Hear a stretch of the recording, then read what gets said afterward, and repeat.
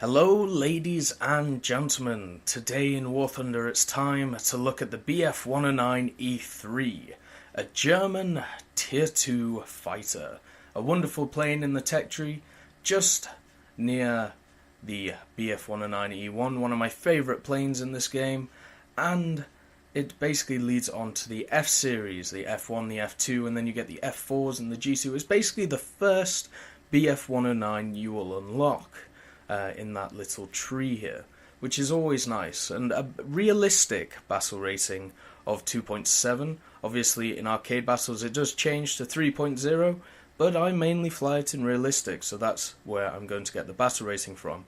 And a great thing about this plane is that it actually has 3 skins you can unlock. It has the Battle of Britain camouflage, which is always very nice, the IL dash JG53 camouflage, which is interesting, very weird, interesting colour scheme, but it's alright, and the Stab LLL slash JG53, which makes it look like the Bf-109E1, which is quite an interesting thing you can do to try and fool pilots in simulator battles. But they are very nice skins, quite easy to get, to be honest. When we look over here, all you really need is 90 kills to get both the skins. This one you only need 24, so to get them is not that much of a challenge. Now weaponry wise, this thing has two 7.92mm, so basically 7.7s on the nose, as you can see they're right here, and two 20mm cannons on the wings, so you do have to worry about convergence in this plane. It's not like the F1 or the G2 where it only has a cannon in the center before you get the gun pods. So you have to worry about stuff like that. Now, modifications wise, the one you're really going to be trying to get is this engine throttle. It makes this plane nigh on unbeatable sometimes, and also the engine. Any of the tier 3 and 4 upgrades are great, except for really the bombs. Because I use this thing mainly as a fighter, and obviously not a ground attacker, the 250 kilo and the 450 kilos I never use, so that's really up to you if you want to use them, if you want that bit of versatility, but for me I would go against it. Now, the best offensive 20mm I can find is the air targets belt. It seems to work very well, catches people on fire, and I would say the same with any German aircraft when it comes to 20mm. I've had a lot of success with the G2 Trop, using the gun pods and the air targets. Now, in arcade, you have a decent lineup around 2.7 and 3.0 for the Bf-109E3. You can actually use the F1, the E1, and the Ju-88 and the Sparviero. A decent lineup, 2 bombers is always nice, and 3 very good fighters. This thing can climb at an insane rate of 17.8 meters per second, and at something at 2.7. That is absolutely crazy. Now, comparing it to other planes around this, you are going to meet a lot of stuff like the Wildcat, the Hellcat, the Corsair, even Aerocobras and Thunderbolts, anything up to 4.0 basically. So you are going to struggle if you don't fly it right against the Americans, but we'll get into that later on. Now let's just go from the Russians. The Russians don't have much around here, but you will come up against a lot of 9Ts and 9Ks, so that's what I found, even though they shouldn't really be in your BR. British-wise, you are going to come up against Spitfires, obviously. The Spitfire Mark II-A and the Mark II-B are going to be your main competitors, and then you have stuff like the Typhoon Mark I-A, which you won't struggle against, but it will definitely be a fair fight, and the Japanese you're not really going to come up against.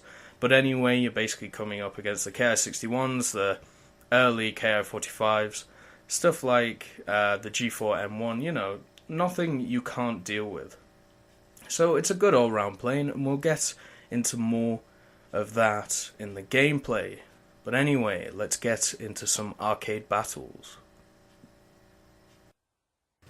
And so we find ourselves in an arcade battle. Basically, this thing is a bit weird, because when you think of its BR of 3.0, it's actually very high for an early war plane. I would argue that 2.7 or 2.3 would be a lot better, but you've got to use the hand that you're dealt with. So at 3.0, you're going to be coming up either against big stuff or little stuff. It's very weird. It's kind of in the middle. Like in this match, I come up against aircraft which I would say are mostly lower than my BR. But then, sometimes you can get unlucky and come up against all of the Yak-9Ts, the I-185s, even the Fokker Wolves, and even stuff like the BF-109s, and King Cobras, of course, since their BR got lowered. Thank you, Gaijin, for that. But anyway, tactics-wise, with the BF-109 E3, I would say fly it, as I said, to fly the E1. Basically, get as much altitude as you can. With an altitude advantage, you have so many options. It doesn't matter what plane you're flying, altitude is always a good idea.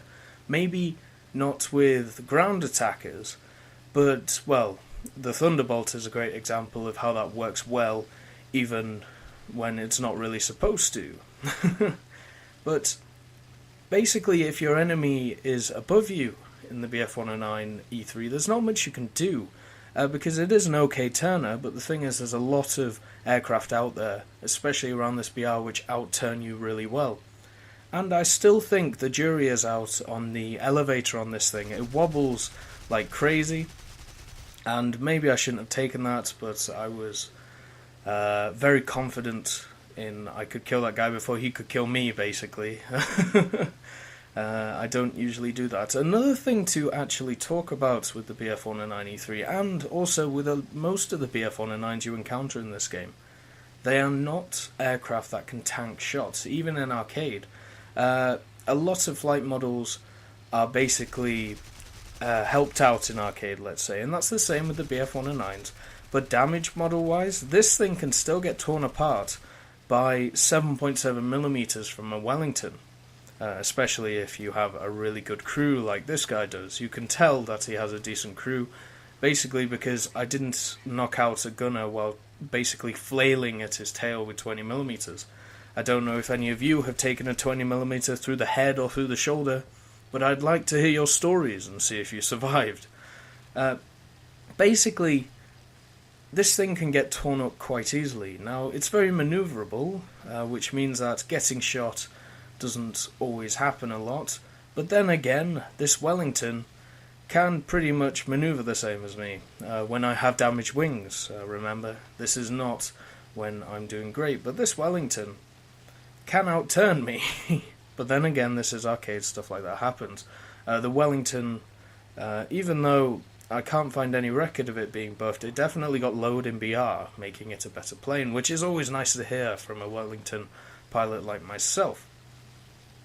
Basically, you don't want to get shot that much in this thing. As you can see, I have huge holes in my wings, and that affects my aerodynamics, even in arcade, and affects my turn time, my dive, basically my roll rate, everything like that. And with a plane that really depends on its energy and its height and its dive, you can't really get shot up that much, because if you do, a classic example of this would be with the Corsair. With the Corsair, it can really tank shots, but the thing is, once it starts tanking shots, it really loses a lot of its maneuverability, and that's the same with this thing. Luckily, I get a very, very lucky shot on that bomber and was easily able to take it out, but as you can see, even in arcade, this thing does not lend itself to easy flying. It is a test of skill. The BF-109s, in my opinion, are not one of the hardest planes, or the hardest line of planes to fly in the game, but they need to be flown correctly, and they need to basically have a bit of respect. Like, even in arcade, this thing does get outturned by most things, so you will have to sometimes not engage enemies. Sometimes you will have to get away from them and run away. Other times you will have to basically learn what your enemy is good at and then use that against them. As you can see, even though this is not really a turn fighter, I know I can outturn this guy, and I know I can basically keep my energy more than him. So if he doesn't get away from this battle, he is going to die. Unfortunately, the 7.92s do not do a lot of damage. Basically rifle rounds, which is very sad. But still they can annoy the enemy, which is basically all I use them for. To get killing blows, you will have to use the 220mm. Now, comparing this thing to the F1. They basically have the same BR in realistic of 2.7, and the major difference is this thing has two 20mm and the F1 only has one. Now, they are slightly different in flight characteristics, but they are basically the same. I would say the E-3 is actually better than the F1. But the F1 has 60 cannon shots because it only has one cannon, and this thing has two cannons, so therefore it has 120 shots. That can be great, especially in arcade, because that's basically the right amount to maybe take out one or two aircraft and then you can reload. In realistic it's a different story, but we'll get into that later on in the video. Now, what is the BF-109 good at? Well, it's very good at climbing, as all BF-109s are. At this BR you do start to come up against stuff which can maybe not outclimb you, but at least climb at your same your same level. So sometimes you have to get into fights where you are not comfortable in firing. Obviously, when you get sparks like that, this game can be rather annoying, even with a good connection. You saw all the sparks I got there for no apparent reason. I found that the 220mm, or the 20mm in general, and the 30mm with the Germans, they struggle in that area. I mean, take out the ME410 with the 50mm cannon and then tell me that there is no sparks on that thing. Very, very annoying, but what you're going to do? Basically, the BF-109 is a very iconic plane in World War II, and it was known as being a predator. It was known as not being a lone fighter, but basically getting the jump on the enemy, and if you got the jump on them, you were going to do well. It's the same in this game. Basically, you always want to be higher than your enemy, you always want to have them in your sights, and you always want them to not know where you are. Now, in arcade, that's difficult to do. But the thing is, if you stay up high, a lot of players do not use the minimap. A lot of players, especially at this level, it's pretty low tier, they don't look around them. They're not aware of their surroundings. So, sometimes you can get away with it. Other times, people are savvy to what you're doing, so you're not always going to get away with it. But if you're diving at an insane speed, especially when you're facing a Ki-10, you can easily get out of there and get back up again. Now, defensive flying wise, that's always an interesting point to bring up. Defensive flying is basically, it's very hard to do in this plane, because your roll rate isn't that great compared to Russian planes, your dive speed isn't as good as the American planes, and basically you have to hope that you can lead the enemy to your allies, and then they'll be able to kill them. Now, thinking on the offensive, this thing is great at offense because of its energy.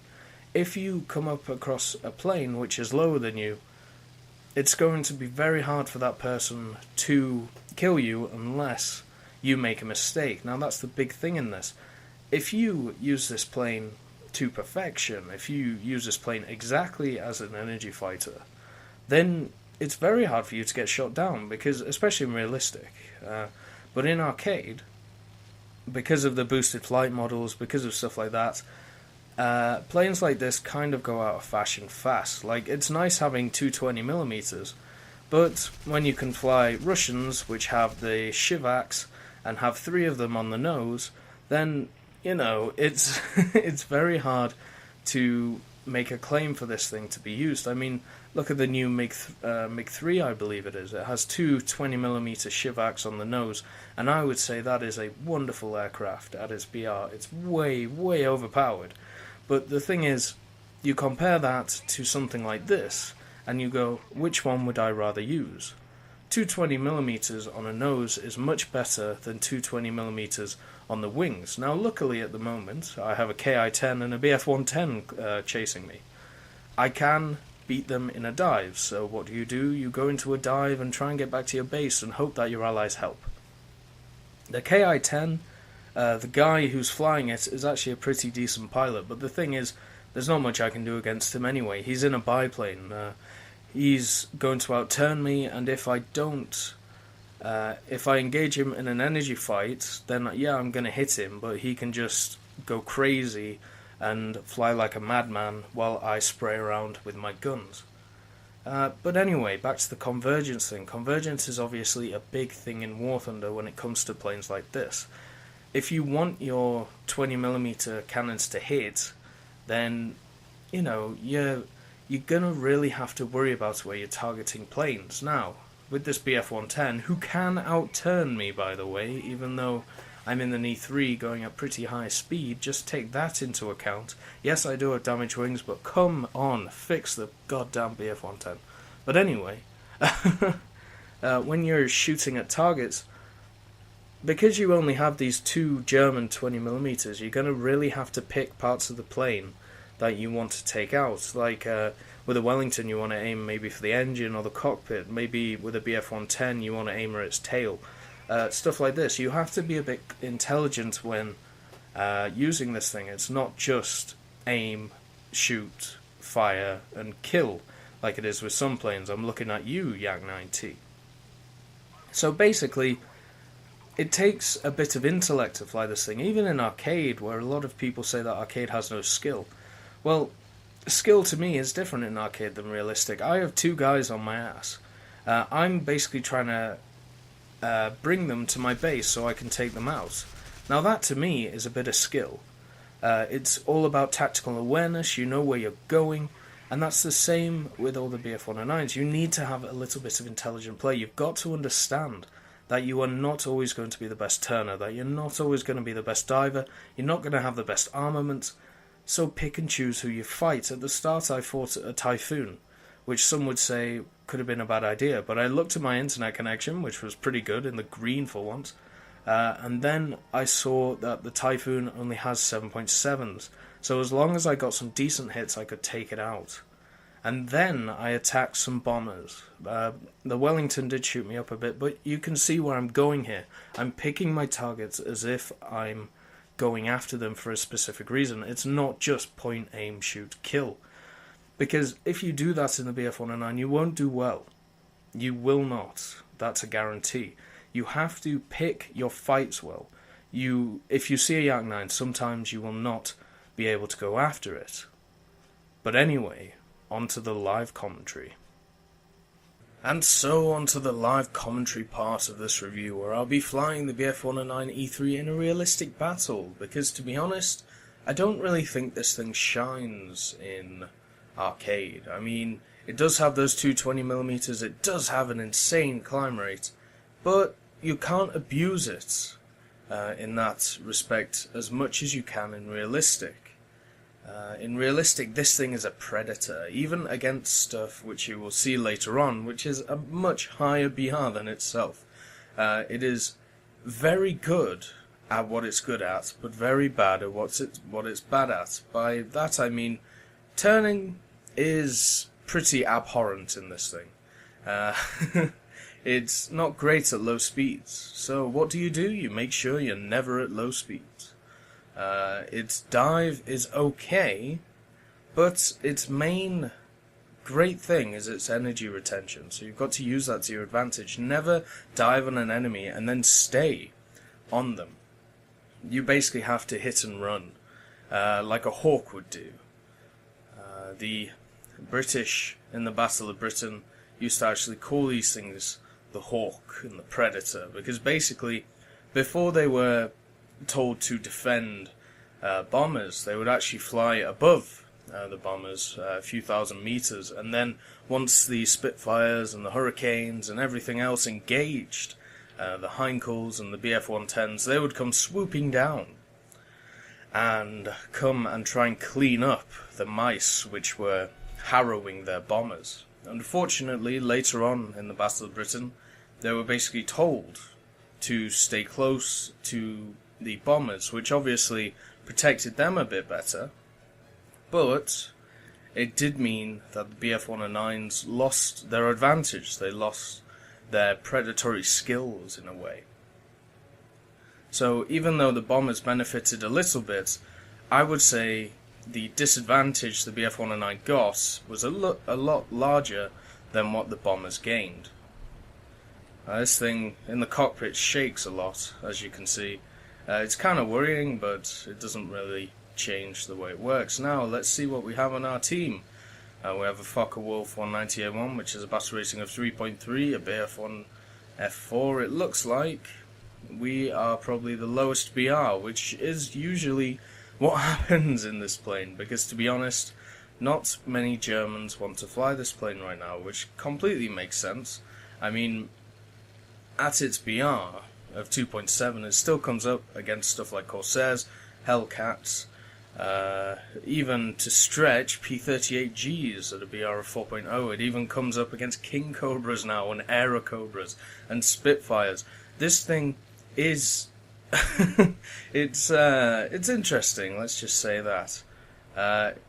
Because the stuff that it comes up against is kind of sad when you actually think about it. It's a very, very, very early war BF-109 coming up against Corsairs and coming up against the Hellcat.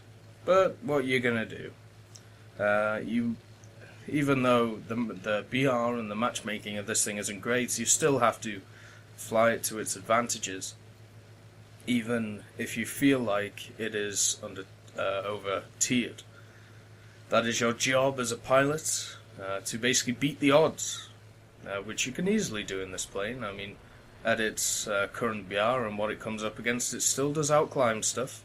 It still does really well in a climb, and really well in a dive. So, as long as you can get above the enemy, you should do really well. The only problem is getting above the enemy when you're coming up against King Cobras and Aerocobras, especially premium ones. It's always going to be tough, but it looks like we have some squads, which is always nice. Hopefully they'll work together and then I can just support them. And hopefully we all climb, because as we all know, the BF-109s are brilliant at climbing. Looks like we've already run into a poor Wellington, which is kind of bad for this plane. I would say this thing is not a great bomber hunter, basically because it can't take a lot of shots. Even a Wellington, as you will see, or have seen in that arcade battle, it can tear you up. So even 7.7mm hurt this plane. It is another plane that cannot tank hits. There are not a lot of fighters in this game that can tank hits. Maybe the Corsair can. Maybe stuff like the Hellcat can. But that's really about it. It looks like an SBD has been spotted in our area, so we'll just head on over. Just have a look-see. And it looks like this guy has the same idea. But at the same time, we're still going to climb, because if we lose the altitude battle, then we have already lost the war. If you are below your enemy in a BF-109, you are going to struggle. That's basically how it works. And let's see, that Wellington is getting chased by a lot of people, and the BF-109 has dived in on this SBD, so if he can't kill him on the first pass, then we will dive. It looks like he's not going to be able to. He's coming in at a bit of an awkward angle. So, here we go. Looks like he missed some hits, and that guy is actually diving, so I'm going to leave him to my teammates. I know what that guy's trying to do. He's trying to drag us all down, and then his fighter friends can come and absolutely mop us up. Now, can we see any dots on the horizon? No, we can't. A thing to discuss with the BF-109 E-3 is its cannons. Even with air target belts, with the BF-109 G2, I have a lot of success with the cannons, the two gun pods and the one in the center of the nose. With this, you get good stuff. They are below us. There's an Aerocobra. But I don't really seem to have a lot of success with this thing when it comes to... Wait, what are they doing? Is he pulling up? No. Oh well. See if we can get an easy kill on a Kitty Hawk. He has spotted me. That's okay. Well done from him, turning away from me, and it does look he's going to try and turn around, but that's completely fine, because I can just run away. Here come his friends, which is never good, and another P40 coming in. The good thing is I can retain my energy and retain my speed and run away. But the 20mm on this thing don't seem to be very effective.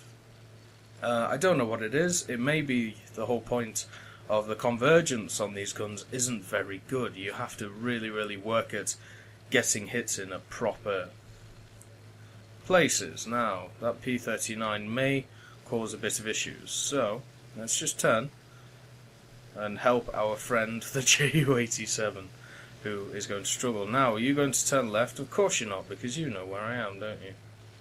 Oh no, you turn left, you conquer. Sometimes instead of going for a kill, it's better to look around your surroundings, because there is people like me who are going to take advantage of that. Now, as you saw, I put some shots into him, a few sparks, my connection isn't great, but mainly, I didn't do a lot of damage. I mean, I got hits, obviously, but hits does not equate to damage. Now, if I was using a 37mm, or even the G2, that guy would be in flames.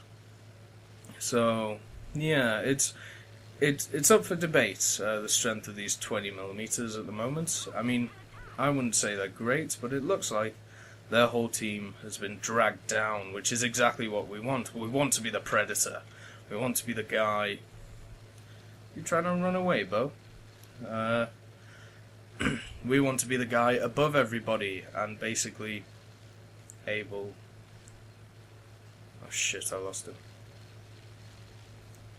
Oh crap. I should be able to see him soon though. There he is. Basically, what was I saying? You want to be above them because then you have the advantage. I mean, it's easy to say in a lot of planes that you want to be above somebody. Is he turning? No. But the problem is, in a lot of areas with a lot of planes, you can still do really well if you're not above them. Such as turn fighting. I mean, stuff like the Kitty Hawks, not a bad turn fighter, obviously Spitfires, and stuff like that, but there are some planes in this game which you have to turn fight, or you have to boom and zoom with. And this is a plane which is good at, not necessarily boom and zooming, but definitely energy fighting. The nose isn't very heavy in this plane, so boom and zooming can be a bit of a problem. Now I'm wepping my engine to try and keep my speed as high as possible so I can actually still catch this guy, because the Aerocobra, I believe, can outpace me. And it looks like we're actually winning this battle, which is kind of nice. Basically because the Americans decided it was a bad idea to climb. It's never a bad idea to climb, especially in American planes where most of them are energy fighters. This guy is going to get back to base though, so that may be a bit of an issue. But if I can hit him, looks like he's trying to land. If I can try and hit a wing off or something, then that would be wonderful.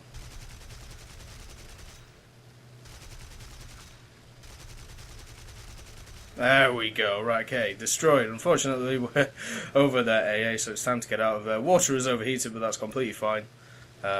We can cool that down when we get out. Water overheating isn't a massive thing in this plane. You can easily cool it down, but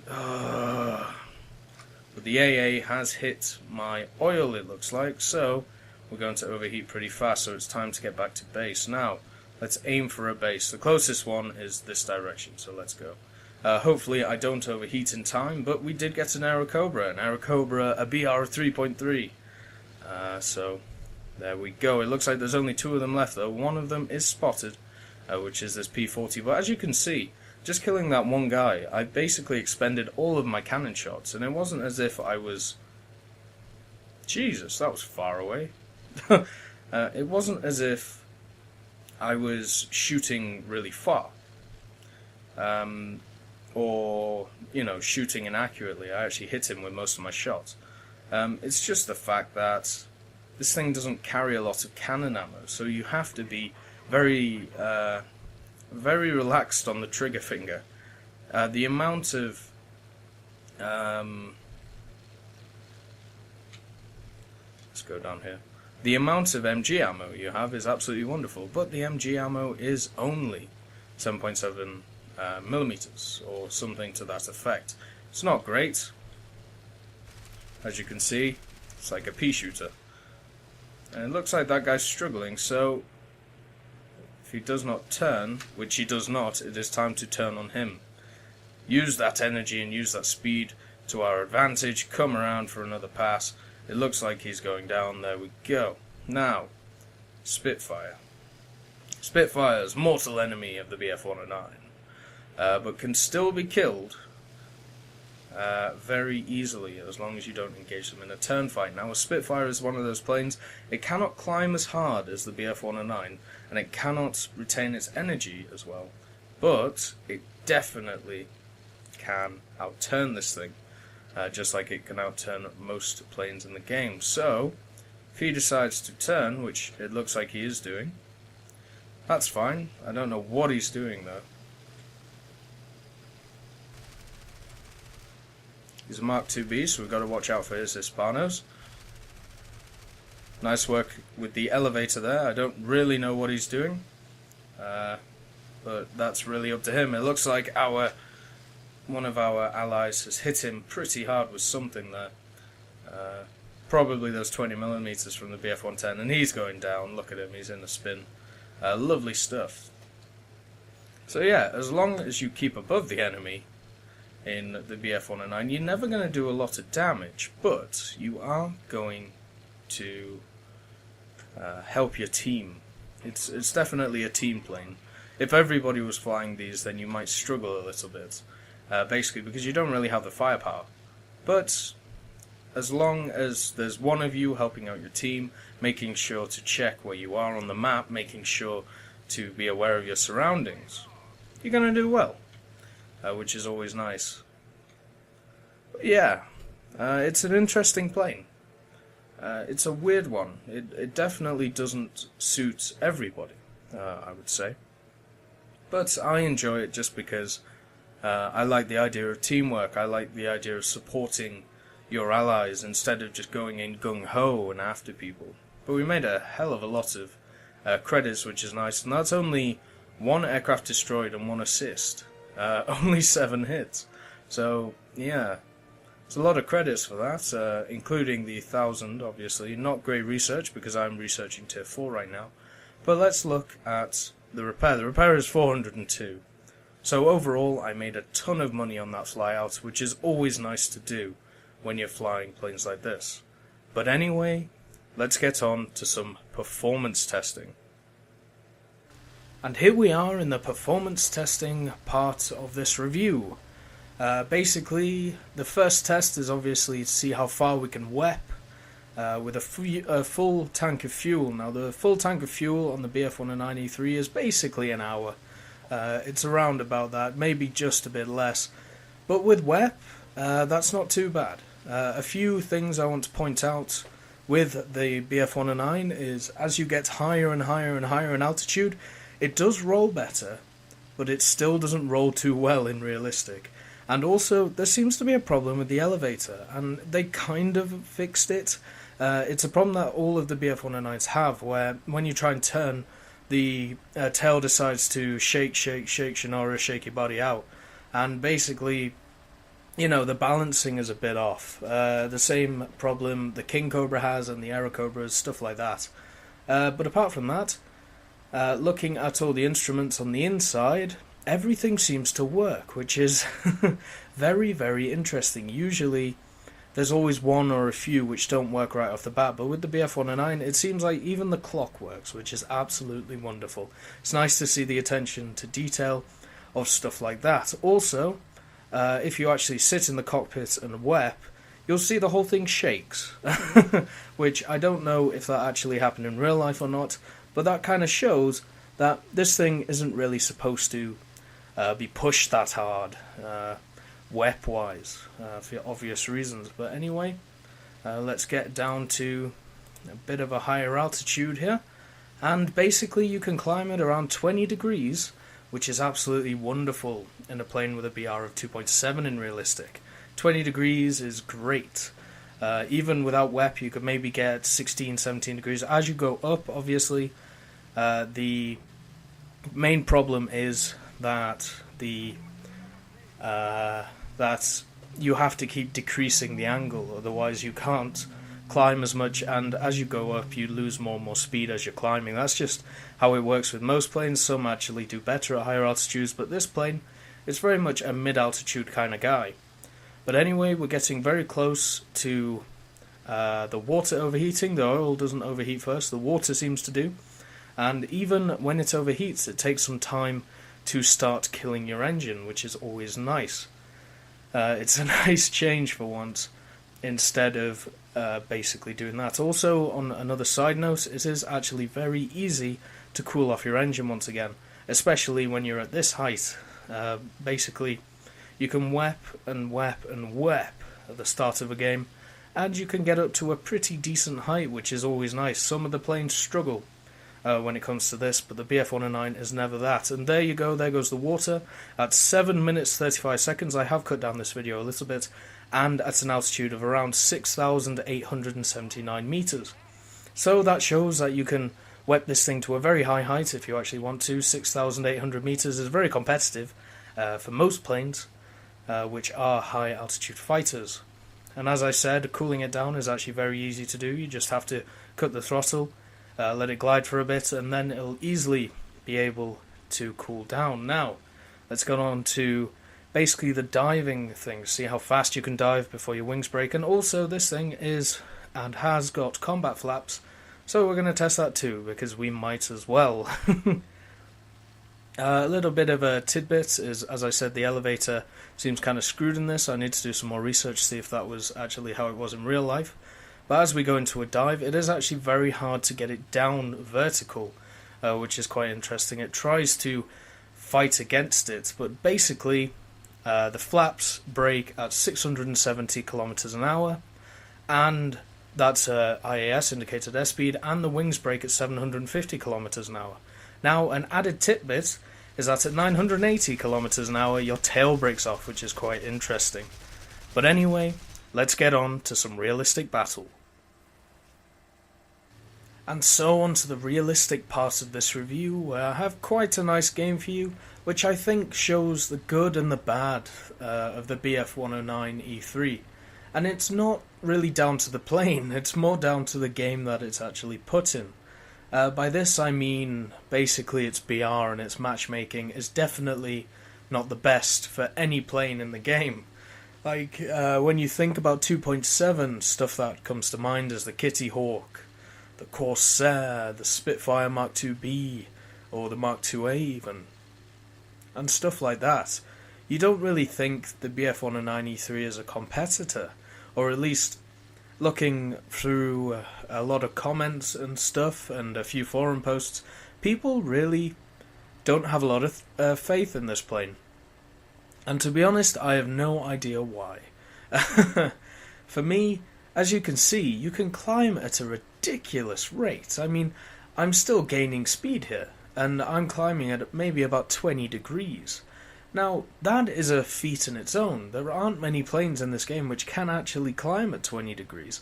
I mean, the BF-109s are obviously very much known for their climbing skills, but this is a very, very early BF-109, a BF-109 that was really produced in 1939 and 1940. And you're telling me that it can climb at 20 degrees, keep most of its speed at around about 250 to 300 kilometers an hour. Now that, to me, is amazing. Like, why wouldn't you want to fly this thing? But, alas, when you think about it, I mean, you look at my team right now. We have a Premium Wellington, a Premium Thunderbolt, and an F4, I believe. It may be an F1, actually. We'll see later on in this video. But a Thunderbolt, its BR is a little bit higher than the E3. And it is an F4. That's also quite a bit higher than the E3. Now, this is the problem with the E3. You either get into games where you are the highest tier and you end up, basically seal clubbing stuff, or you end up in games like this, where you can come up against planes which have a BR of 4.0. I mean, you're talking about the first I-185 there. The middle King Cobra. You're talking about planes which are stonkingly good, and Well, they have no right to face the BF-109. In real life, they never would have. Well, the BF-109 E3 and E1 I'm talking about here, maybe not the later versions, but they have no reason, no legitimate... I mean, think about the BF-109 E3, okay? Next to me, I have a premium Thunderbolt. When the BF-109 E3 was being used in Europe, 1939, 1940, and then a little bit extended on, America wasn't even in the war. So tell me, how do the Germans have a captured Thunderbolt when the side they're fighting against doesn't even have... Well, he's not even in the war yet. I mean, it beggars belief, but that's the matchmaking. I could go on and on about it, but sometimes you have to deal with it. Now, in this battle, we are defending Stalingrad, and because we're the Germans, we're obviously attacking Stalingrad in a way. Now, when you think about it, because I have a Thunderbolt on my team and a Wellington, that usually means that I'm going to come up against higher plane BRs than myself.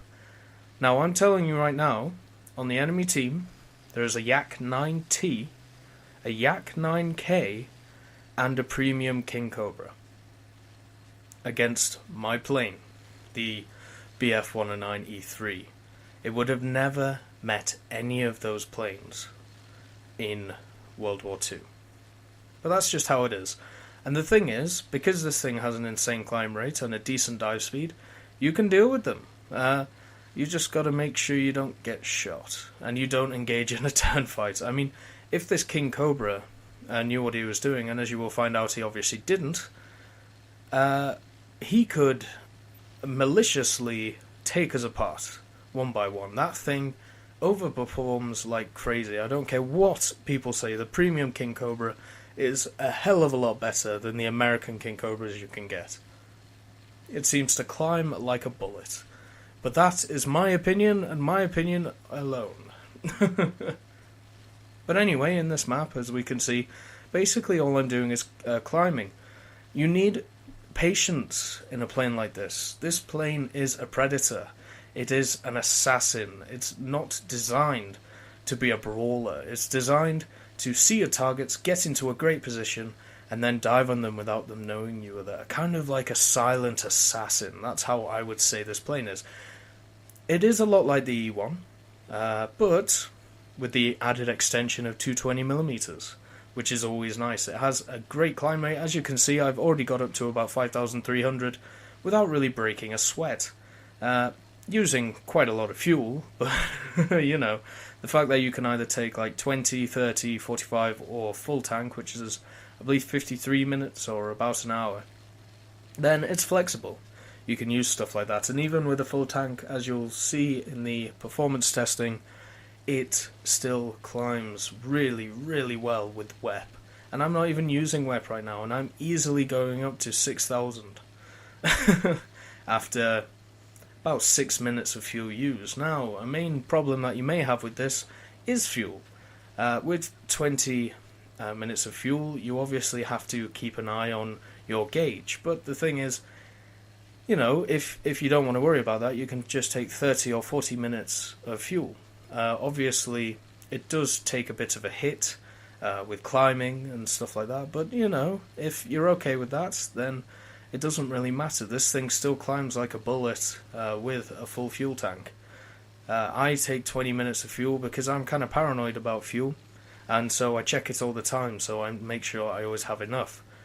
And also, I do like that extended climb rate, especially because in this thing you come into games where you are massively over or under tiered in a way, I suppose. But anyway, let's see what Gaijin has to say in the War Thunder Encyclopedia for the E3. So the Messerschmitt Bf-109 E3 Emil was a German fighter in service with the Luftwaffe, used primarily as a fighter and high-altitude interceptor. Well, that's good. Its maximum altitude is 11,300 meters, which is wonderful, but you'll never get up to that. Because there's no real point. Anyway, design, development, and history.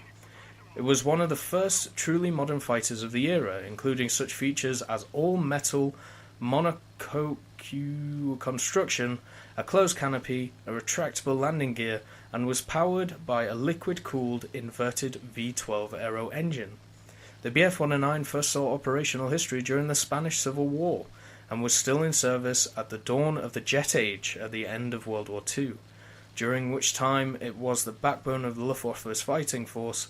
From the end of 1941, the Bf-109 was supplemented by the Focke-Wulf, the FW-190. So basically that's talking about the later variants like the G6 and stuff like that, not the E-3 that we're talking about. The Emil was basically a fighter which was at the start of the war, and that was about it. It was phased out very early on in the war because, well, the Germans basically made the design better.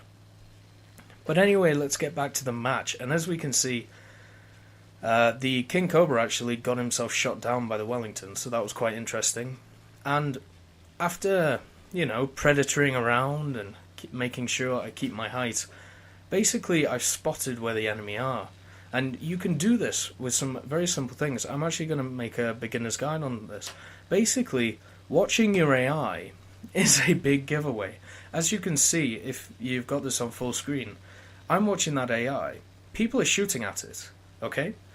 And I know for a fact that these guys have already taken out one of my AI, so I know they're around here. And I can see 2 streams of shots, which means that there are 2 enemy aircraft. Now, they could be AI, but because I know this map, I know that the enemy AI does not come around here. So I know, especially with the way they're flying, that they are actual pilots and not AI.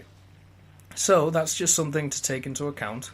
I will go into more depth when I start, when I make the beginner's guide. And also, the bloody spotting system screws me over so many times. I couldn't see that guy until I was 1k above him. 1 bloody K. That is too close.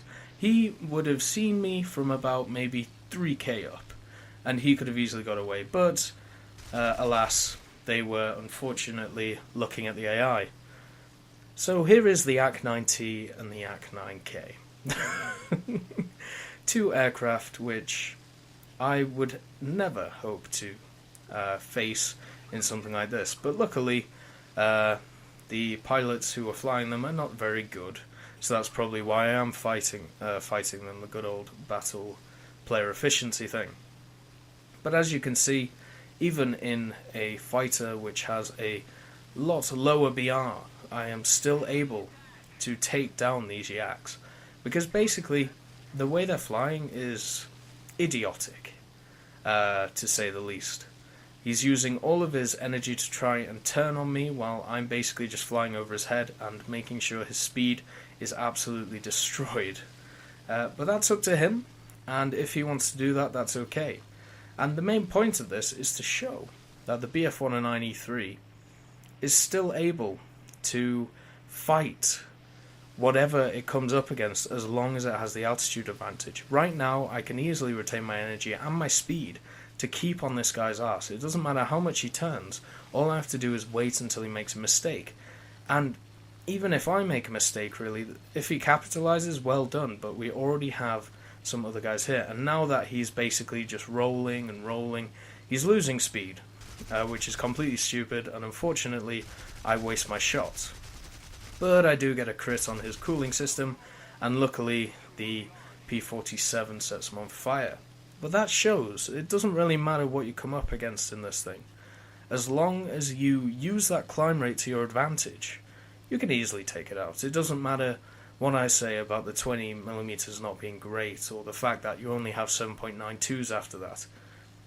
As long as you're on the enemy's arse, and they're not in something like a Spitfire, or a Japanese Ki-61, or a Zero, you're gonna stay there. As long as you maintain speed. Now the thing is, I'm maintaining around, 370 kilometers an hour, which is good. That's very good, and still being able to climb. And also, as I said before, I'm just keeping an eye on my AI, see if they're doing any drastic moves or anything like that. And they're not, which is nice, which means that nobody is around them. Also, we've basically mopped up this enemy team because they weren't very good. It seems very weird. Russians seem to always get the BR advantage, but when it actually comes to players, I believe the Germans are better. Now that's, once again, another personal opinion. When I fly Germans, you fly more as a team, whereas with the Russians, you basically win through firepower, but that's basically what I think. Anyway, there's an interesting article I found while researching this thing, and I thought it would interest all of you, just to go about it. I'll leave a link in the description for this, and also the reading I did before. Basically, somebody's trying to sell a Messerschmitt Bf 109 E7 as a white 14 edition. Now, that is absolutely amazing. Like, this thing has been fully restored. It's basically, all of its compartments are still intact. Everything that needs to be restored has been restored. Obviously, it doesn't have its guns in it. You can have its guns in it, but obviously no ammo or anything like that. It seems to not be able to fly, but there are pictures of it flying, so I believe it can, weirdly enough. But this thing is going for $3,750,000. And if I had that amount of money, I would love to buy it, but unfortunately I don't. But isn't that just amazing how stuff like that has survived the World War II, especially on the German side? A lot of the stuff after World War II was either captured and destroyed or, well, used by the Allies, which is very much nice, but some of it was destroyed, especially stuff like the Bf 109. I mean, there aren't that many Spitfires or Mosquitoes or Hurricanes around either. It was a long time ago when you think about it. But anyway, back to the game. We have spotted the last guy, and I basically stayed low.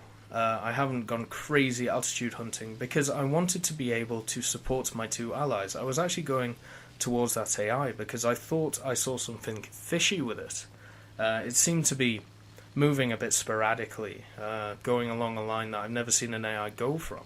But maybe it just got critted and it couldn't really maneuver that well. But anyway, after going over the AA at, 450 kilometers an hour, I'm able to catch this Yak 7. An unfortunate Yak 7 who should have run away when he saw all of his friends get absolutely mullered. But yeah, I basically stayed low just so I could support my teammates when they needed it, even though they probably didn't need support. It's always nice to be around there. If I'd gone climbing to 6,000 meters, my allies would have basically been left on their own, and I would have been left on my own. So it's basically a lose-lose instead of a win-win. And it looks like this Thunderbolt is getting a bit sketchy. He's giving the Yak 7 an opportunity to shoot him, which is never good. You should never do that, even in something that can tank shots like the premium P-47. But anyway, this guy is basically the last guy, and he, I believe, has just decided that screw it, I want to get a kill. So luckily the Thunderbolt brings him over here. I can roll, and luckily the engine doesn't cut out on this thing when you point the nose down, which is quite nice compared to some other planes. But I have no idea what this guy is doing. I have no idea what his plans are. He seems completely confused, deranged, absolutely crazy. But, I suppose that's up to him. Maybe he's just trying to dodge shots. I can't fault him for that. But we get a good broadside on him, which is always nice. Once again, the cannon's not doing an absolute ton of damage, but at least doing something. And we're able to knuckle down and buckle and be able to get on him once again. And as you can see, it is nice to see the Germans going after him. Also, the absolute uselessness of 7.92s when you don't have 4 of them on each wing and you only have 2 of them. But that's a story for another day. And even though the firepower isn't great on this thing, it's still firepower. Still 20mm of pure hell if you get it right. And you can actually get a lot of lines and stuff just for hits in this thing, which is absolutely wonderful.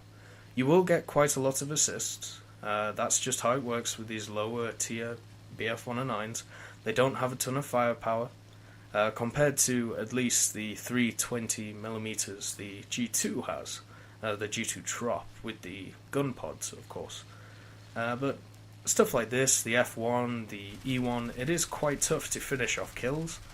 But then again, as long as you are persistent, patient, and able to get on an enemy without him really being able to do anything, you're going to have a good time. And even though it's very hard to get the killing blow, it's easy to get crits and stuff, so even if you can't finish people off. The great thing is that they will either set on fire or they will lose a rudder or something, and it will be very hard for them to land, which is something that can be very, very useful in a plane like this, especially in lower tier battles, which is most of the time you're going to be into tier 2 or tier 3 battles. And players, they don't really know how to control the plane if they've lost the rudder or if your elevator's shot. So, just getting crits here and there does help quite a lot when it comes to that. As you can see, I basically flew this whole time with 100% thrust. I did cut the engine when I was diving, but I've also wept it quite a bit, and the water's still not overheated, which is a true testament to the fact that it's quite hard to overheat this thing compared to what it was before, the 1.39 update, where it was tough to keep under the cosh, and you basically just overheat all the time. But it's nice to see that they've fixed that, or at least they've made it so other planes, overheat as well. So basically finishing off with 2 ground targets, because I knew the game was already basically over by then. We'd shot down all of the human players, which is always a nice feeling when you do that, especially in a realistic battle. But, as I said, teamwork is key with this thing. It's very hard to get a killing blow. Obviously, climbing is a major thing you have to take into account with this thing. You cannot mow the ground with any BF-109, and that's basically a stable for this plane as well. Do not get caught at low speed. Do not get caught in a turning fight, and always make sure you are above the enemy and you are the Hun in the sun. That is basically how they won in real life, and that's basically how you win in this game as well. As with 2 assists, it's always nice. Obviously didn't finish off a kill, but 2 assists is still 2 assists. But anyway, let's get on to the final review. And so, let's look at the strengths and weaknesses that I believe the BF-109 E-3 has. So let's start with the strengths. The climb rate is spectacular, which means if used correctly, you will always have the altitude advantage. This, in realistic and arcade, is a wonderful thing to have. If you have the altitude, you will always have the advantage, no matter what you're flying. It's great in arcade to go after bombers, and in realistic, it is always better to be higher than your opponents, just for energy and speed and maneuverability reasons. At its BR, it is able to easily fight competitively, even against planes made 3 to 4 years later than itself.